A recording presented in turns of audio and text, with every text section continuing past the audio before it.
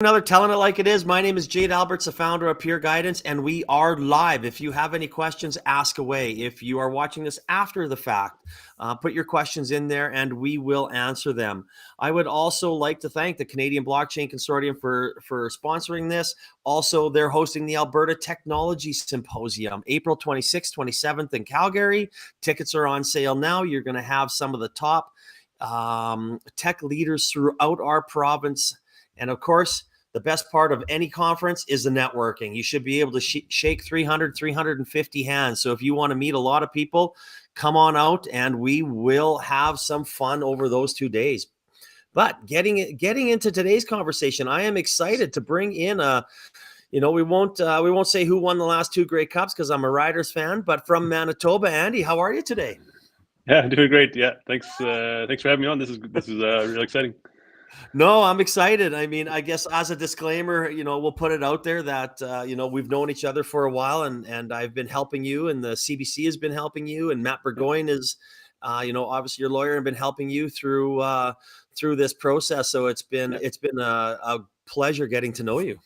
Yeah, no, absolutely. It's been a lot of fun. And, the great thing about these, any of these tech events or really the whole tech community, even if you're not a part of it physically, like I'm about an hour and a half southwest of Winnipeg, so right near the U.S. border. So there's not a lot of tech startups in this rural neck of the woods, but even virtually, just connecting with so many different people is piles of fun. So many great people out there. Oh, I mean, isn't that the truth? The prairies have now become, we talk about this every episode, right? The prairies, Calgary, Alberta, Edmonton, were very, very collaborative. I was up there last week for the Startup TNT finale.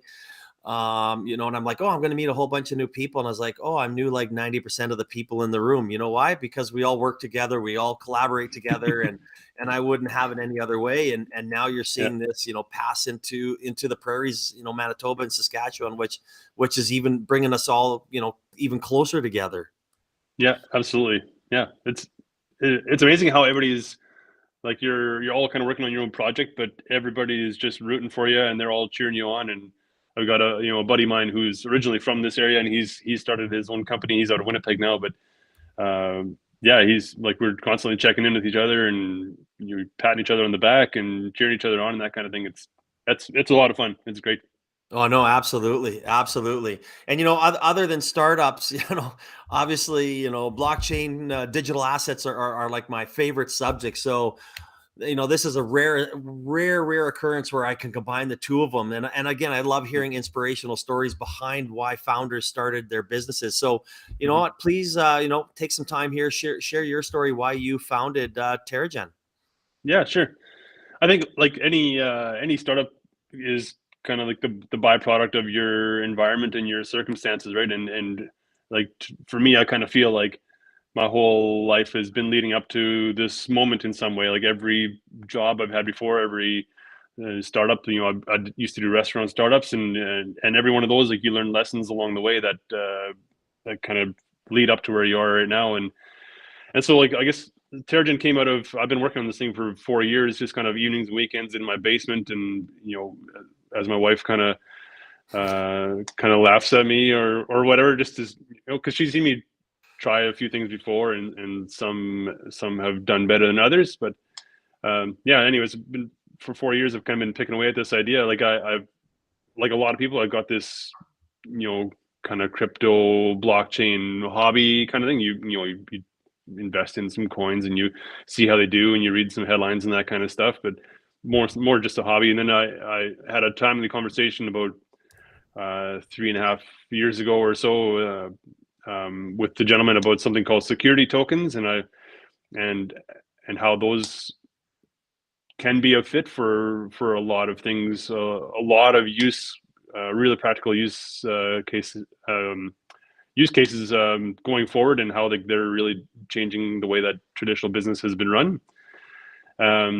So there's that, and then I've been for 5.5 years now. I've been working in agriculture in an ag retail setting, and so hearing some of these real-time conversations with my own customers now, and kind of piecing those three together. And so we kind of over 4 years been fine-tuning this idea, and now we're I'm thinking like we're a couple of weeks away from actually having a live product where everyday Canadian citizens can invest in a small farmland ownership stake. So yeah, Well, that's it. why don't we talk about that, the process first? I mean, now we know why you started at the passion, your background, you understand the industry, obviously you work in ag, and Yep. you know what? Thanks, Mark, for your comments there. Mark at Flock, another great ag business here in Alberta. But so let's talk about the process. Some of how you saw that that market there, that farmers needed help, landowners needed help, and explain how it works. Yeah, sure. So I mean, this is a real conversation I had with one of my customers just recently. He is some of my customers that I've got really good, strong rapport with and good trust and relationships that we've been building over the, even before my time in agriculture, and talking to some of these guys. And like, I'll give you the one example. There were one of my customers right now. He's renting a piece of farmland, and from a retired farmer, and this farmer is now looking to sell that piece of farmland. But in southern Manitoba, we got, this is potato country. We can grow good edible beans. We grow good 200 bushel corn crops very often. So it's a really productive, really lucrative land. But so it sells for anywhere from $12,000 to $15,000 an acre, a lot of these pieces. And so for this farmer to go out and buy that land, his mortgage and interest payments will be significantly higher than what his land rent is. And so if he were to buy the land that he's currently renting, he'll be at a net negative revenue position for the next 20, 30 years until that piece of land is paid off. So what we can do is we can just create a crowdfunding type scenario where like Canadian citizens from across the country, I mean, you have to be a Canadian citizen to own Canadian farmland. And of course, we're fully regulated. We're going through all the Canadian Securities Commission and all those things. Every provincial securities regulator, fully transparent, full oversight. This is, there's no crypto scam type thing here. Like everything is. I mean, you see a lot of those. You almost have to throw that disclaimer out. But I heard of one. Just somebody sent me a link to another one. And it was just some farm coin BS that, I don't know, wasn't backed by anything. And even the team wanted to remain anonymous so they could kind of work privately. And I was like, anyways. Yeah. So anyway, so yeah, we can create a crowdfund scenario that's fully regulated, fully securities compliant, and have Canadian citizens who want to invest as little as $50 and see a long-term return on the value of the land. Like the 10-year average on farmland growth is 10% annually. Like that's a healthy number. Last year that number was higher. Like, and there's obviously been some lower years, but we've had as I think the lowest number I saw was like 3 to 5% return annually, and on the high end we've seen values appreciate at like 22% a year. Like, so if you average it out at about 10% nationwide, that the value of your farmland appreciates. Like that's a good, safe, stable investment for everyday Canadians. And really, like you're looking at such high dollar values for farmland that almost every Canadian is completely cut out of the picture. You have to already be already wealthy or have access to large amount of equity or debt to do that. And most people just can't do it. No, absolutely right, and farmland is expensive, right? So if I wanted to, I mean, again, me being in this industry, I understand it, but for the people that are listening, when you say, people get worried when you say, hear tokenization, just as you said, right? They think that because it's a token, it's gonna, there are some non-legal, legal parts to it. You are going through the rights, and I want to give a good shout out to to Matt Burgoyne from Osler, who's been a big help, obviously. In setting this up, and to what's his name? I'm having a brain fart. We're using his platform. Alan. We've been talking to Alan at Token Funder, and yes, Alan at Token Funder. Again, registered in every province. Almost in Saskatchewan, with the exception of a couple. But I mean, as you grow, that will change, and he'll grow with us. As it goes. So, explain the process just a little more about, when you say as low as $50, how does if Jade Alberts wants to come and get a piece of the action, how am I going to do that? Yeah. So we'll take any acre, and those farm sizes will vary, and the price per acre will vary, and we'll always make sure that we have like, verified per acre values. So if somebody approaches us and wants to list a piece of land, they can't just say, well, my land's worth $9 million an acre or something. Like it has to be verified, like actual real market value. So we take every acre and we break it down into $50 increments. So if I paid $2,500 an acre in Saskatchewan, that gives us 50 tokens at $50 a piece. Or if you're paying $25,000 in Southern Ontario, you get 500 tokens per acre. And that's just how we break it down. So for as little as $50, you can own, whatever the share of that farm operation. And every, in working with Matt at Osler, they're like, we write an offering memorandum that's submitted to every securities regulator in each province, and in that, like that document lays out all the ins and outs of each investment opportunity. So like there's no shadow information, nothing like that. It's like, this is the piece of land, this is the legal, these are the legal whatever markings, or whatever, the legal land address of it. This is the crop history. This is the proposed tenant that we think should be managing this land going forward. This is the agreement we're going to set in place with him. Like every detail is laid out. So if you, Jade Alberts, you're looking at putting in $50 into a piece of farmland in Saskatchewan, every detail of that farmland, where it is, who's farming it, what the crop history is, what their crop rotation, what kind of revenue they can expect per acre. And all that information is laid out completely transparent. So you just go to the website. The website isn't quite live yet to invest directly, but once that's live, you'd go to our website and you'd go through a process of verifying your identity. Like, we need to know that you are actually you, and that the money that you're using to invest is legitimate and you pay tax on it. That's essentially what we're covering. It's called like the know your customer, or your KYC process. KYC, yep. Yeah. So once we jump through all that and you verified that you're actually a real human being and that you're a Canadian citizen, all those, and you meet certain requirements and criteria, then you fire away. You're good to go. Yeah. I mean, and I think that's the important part that, people want to understand, right? This is not your generic, you're not, Andy and TerraGen is not going to be sending out random emails to people to say, give me money and things like that, right? I mean, this is, it's no different than any of the angel investings that we do, right? You do your due diligence. You're going to have to, understand the land market in Manitoba yourself, or Saskatchewan or Ontario, wherever you're going to buy, right? And again, that is an investment. It's like buying Bitcoin. It's like buying a stock. It's like investing, like I said, angel investing. So as somebody that wants to, learn more information, they can head to the TerraGen site. It's on in the comment section. So just click on there.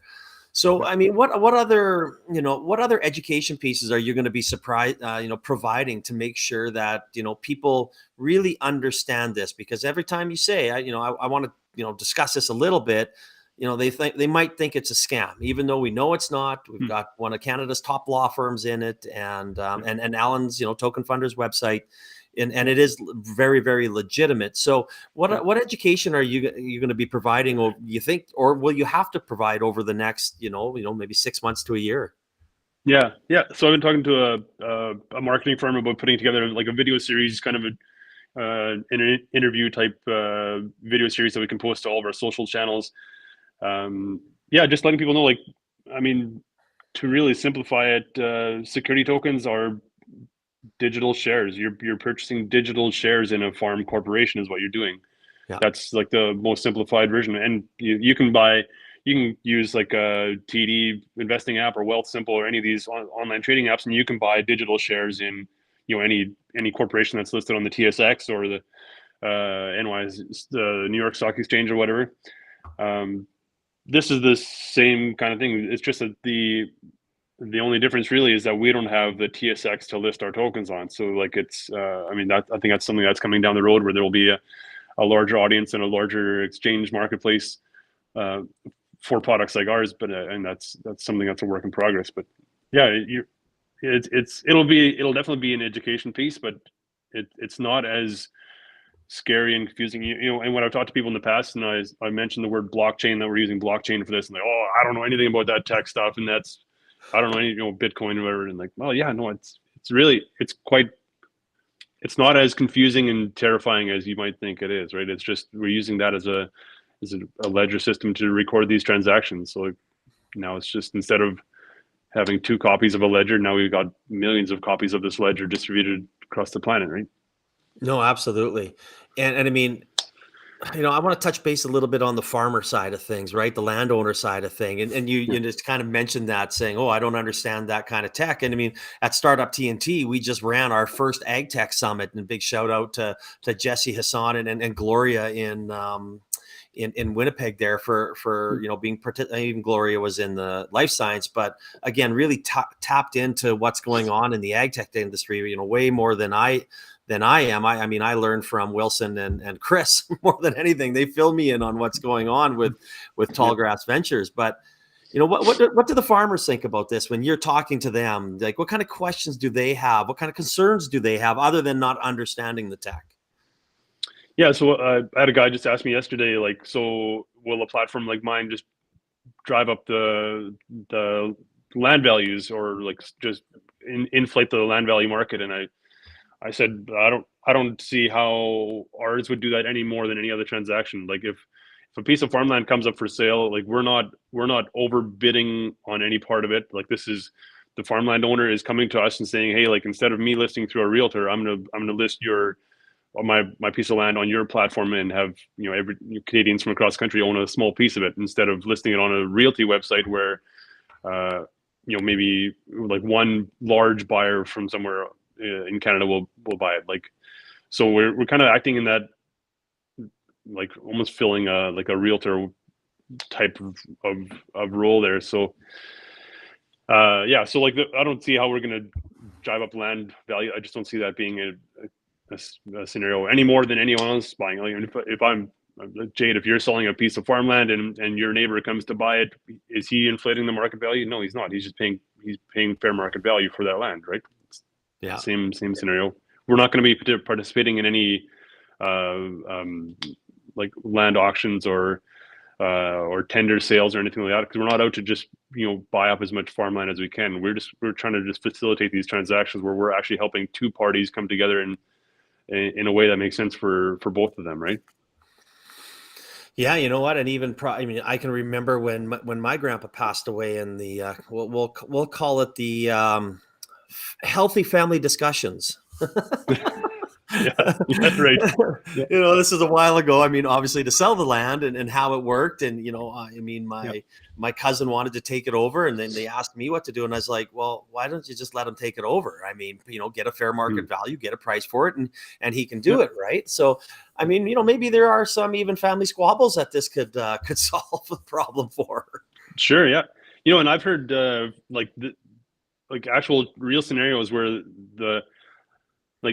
if you run with nationwide averages, it costs about $5 million to start an operation right now. If someone wants to start farming in Canada, you need about $5 million. That's to buy like a small piece of land and some very, very basic equipment. $5 million is like the low end. Like, that's not buying all the latest sprayers and all that new tech. That's very, very bare budget stuff. So we got real scenarios where farmers in Manitoba here are actually refusing to pass their operations on to the next generation, simply because of the massive amount of debt that's involved with running a farm. Like, especially these larger farms, like 6,000-10,000 acres or more. Yeah. Often those debt values are just so high, and the parents just don't want to have their kids crippled with these $40 million in debt for the next 20 years. Like, that just doesn't really make a whole lot of sense. So that's a good scenario where something like this can really be a good help, I think. Yeah, I think so, right? I mean, it's another option if there's not a family member that wants to take it over, or if they just want to lease it out, or maybe it's just too expensive to sell and there's no one local, or it might take time, or you don't want to pay commission to a realtor, Yeah. So. Yeah, or that. Yeah. There's a lot of different scenarios where I think, I think there's just a lot of good fits where this can really help a lot of farmers. And and even if you want to sell us like a piece of your land, you've got 5,000 acre piece, like, let's sell off a quarter section or a half section of land and get that crowd funded, puts a little bit of revenue in your pocket, and you can continue farming it if you want. We'll write up a land rent agreement with you and keep that going. But at least if you can help pay down some of your debt, and it's not some massive corporation or a big conglomerate that's coming in to, close down your local coffee shop or close down your local co-op. And I know these are everyday small farmers who can benefit from this thing and help to slowly grow their operations. I think in 270 episodes, this is the first time I've ever heard co-op mentioned. So, and I'm a big fan of co-op. Don't get me wrong. I still have my Saskatoon, I still have my Saskatoon number. I have my Calgary number ready to go. Right. I'm a big fan of co-op. Supported me a lot in the past, whether it be Federated or Calgary or whoever. Right. It's right. But that's probably too many episodes to not ever have them mentioned. Yeah. Shout out to co-op. Exactly. Oh my goodness. So let's talk about, I just want to know if there's any, I guess, negative feedback, towards what you're doing from any of the farmers. Do they just say, you know what, this is just, I don't get it. I don't understand it. Screw this. I am just going to be, going down the old route. I'm old school. That's just the way it is. Yeah. Yeah, definitely. We started a couple months ago, we started doing some, very bare bones online advertising, and we just testing the waters to kind of see what message fit. And we were using Facebook ads for that. And the amount of negative comments that came only off of that platform were just crazy. How we were trying to be the next Bill Gates and buy up all the farmland so we could control food supply. And there's lots of comments like that, and how we were the problem with agriculture, and we were going to see the downfall of every small farm. And I just, people just talking out of their hindquarters, and whatever. So you kind of just chuckle and say, oh, haha, good one. And then you stop advertising on Facebook. Sorry, maybe I shouldn't say that, but yeah, you can. Yeah. Okay. Yeah, so there's definitely that, even though it's a live show on Facebook, you can say whatever you want. Okay. Yeah, there's definitely, but when you talk to everyday people about it, and have real conversations, and you get a chance to explain what we're doing, we're not the next Bill Gates. I'm not trying to control the Canadian food supply. I'm just some small town dude in Manitoba who had this idea, and I know I'm not the first person to have this idea. I know that people have tried it, but for whatever reason, people in the past have not been successful. And I think some of them tried to do, we touched on earlier, some of these anonymous farm coin type things, and even other guys that I've talked to in my early startup days, guys that were trying to do the same thing, but we're gonna sell it as a utility token, and then we don't have to go with securities or have securities oversight. And I said, well, I mean, you can try it, but you're not going to be successful. No, and you know what? I think it's a point there, right? I think, farmers want to, ideally deal with somebody that they know, then they trust. And that's no different than me. I like dealing with the same people that I know and I trust, and then, have treated me fairly, and that's in business and life and whatever I do. So I think that's a very valid point, that's saying, hey, I'm here, I'm in the ecosystem. I can prove it in my little area with, my local farmers in Southern Manitoba, and help them and show you value, and then possibly, take it from there. Yep. Yeah. And but having Jade Alberts come in there, who knows a little bit about farming and grew up in rural Sask, but I'm not a farmer. So me coming in there and trying to say, hey, I'm going to do this and make all these promises, and they try and, say how many quarters, or what acres and things like that, is oh God, I got to remember that. Right. I sometimes I just can't talk the lingo. Right. Right. Yeah. And certainly we're not, there's going to be a lot of scenarios where we aren't a good fit, and that's totally fine. I don't want to list every Canadian acre through my platform, because that's just way too much. But there will be scenarios where we can be a good offering, and I touched on earlier, just bridge that gap between landowners and land tenants who want to keep farming and not be drowning in debt. We can definitely fill a void there that currently isn't being met. No, absolutely. So speaking again, I'm talking with Andy Wiebe, the founder of TerraGen Token. Visit their websites in the comments section. Click on it; it'll take you directly there. You can reach out to them.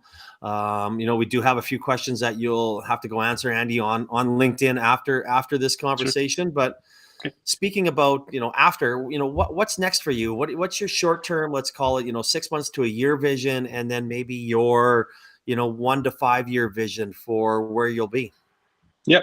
Yeah. In the short term, I think we are, I've said this for a couple of weeks, but I think we're a couple of weeks away from having a live product, and actually having, a website where people can go and start creating accounts and looking at farmland offerings. I've got a couple of properties that we're looking at listing in the short term. So, I'm, when I say a couple of weeks, I'm given a 4-week timeline, and I say, okay, let's make that 4 weeks into 12 weeks. But I think in the next 2 or 3 months, we can have a live functioning product. People can go in and view and evaluate farmland offerings from Manitoba or Saskatchewan. Those will be like our realistic first starting points.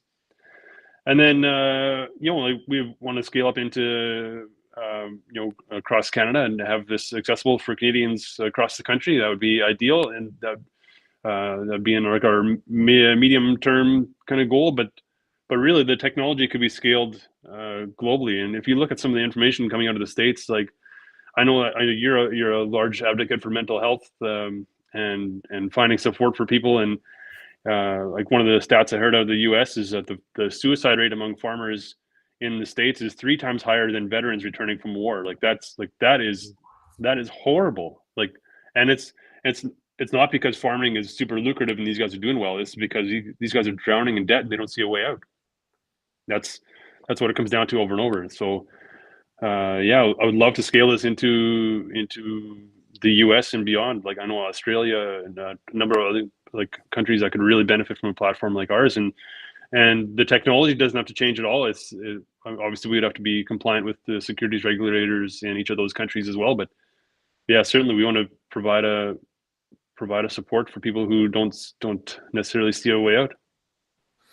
No, and that's an awful stat. Wow, I did not know that, and it's just it's devastating to hear things like that, and Yeah. But I do agree that I think there is a worldwide, and even in the comment section we have some people talking in here from Uganda and farming, and again you're going to have to go check it out and talk and answer their questions, but because I'm not familiar with them, with the land or anything, that goes around there. But there is something that I like that you said, right? You're going to be regulated. You're going to be, securities. You're going to be everything above board.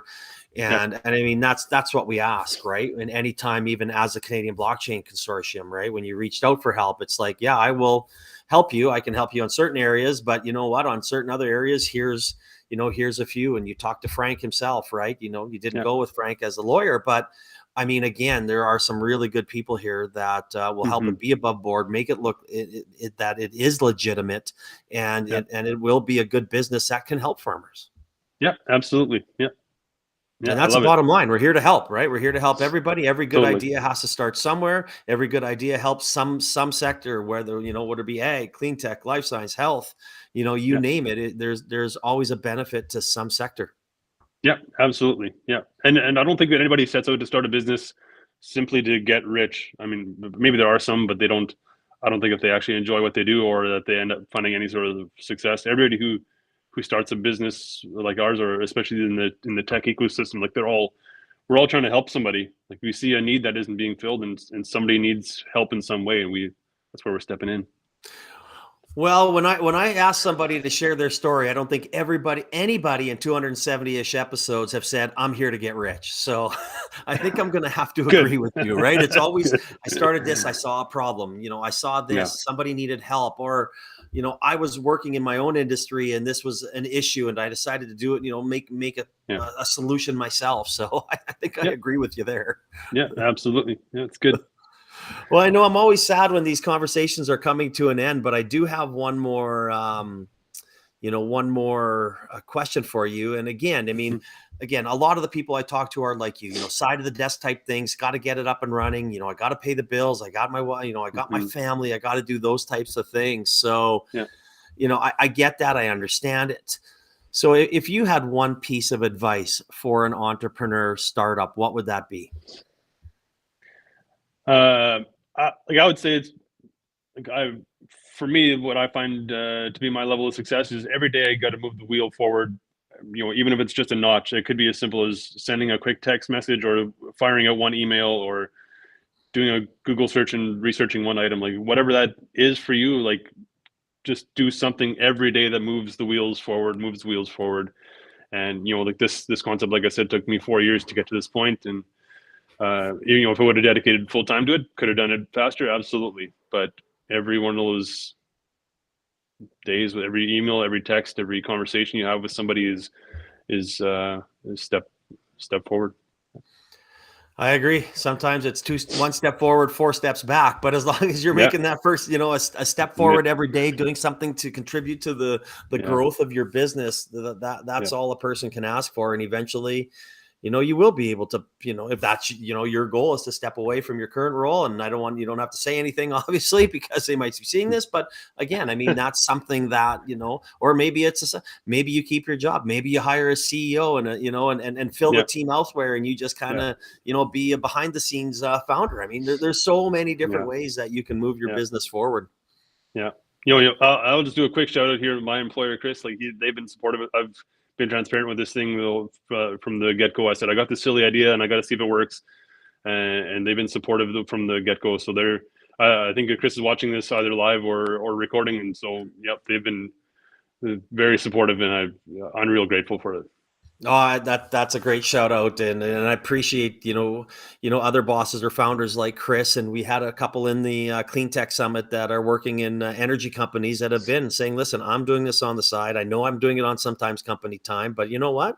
That's okay. If you're honest and you're upfront about it, people understand that. It's when you hide shit and try and do things side, and then they find out from a friend of a friend of a friend that that's where they get angry."